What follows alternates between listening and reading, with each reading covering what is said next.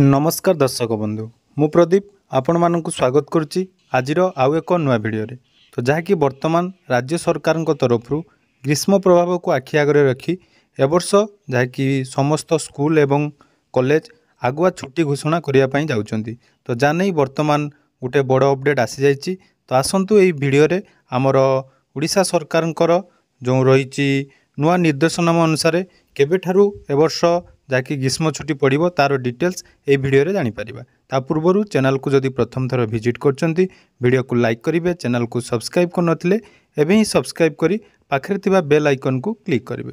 तो आपण माने जानती जहाँकि वर्तमान राज्य में ग्रीष्म प्रभाव को आखि आगे रखी राज्य सरकार तरफ ओसेवा तरफ नुआ कैलेंडर वर्ष जारी करने सहित जहाँ खरा छुट्टी को नहीं जहाँकि तारीख घोषणा कर देइछंती तो सही घोषणा अनुसार तो ए वर्ष जहाँकि खरार प्रभाव को अधिक थिबारु ए वर्ष मे मास प्रथम सप्ताह अर्थात मे मास 6 तारीख रु जहाँकि छुट्टी ग्रीष्म छुट्टी मिलवाई जाउछि।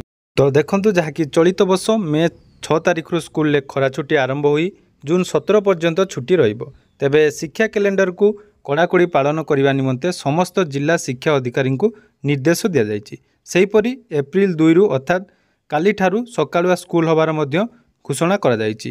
तेणु सरकार तरफ जो नियम दि जाइछि ताहाकु कड़ाकड़ी भाव पालन करने सूचना दि जाइछि।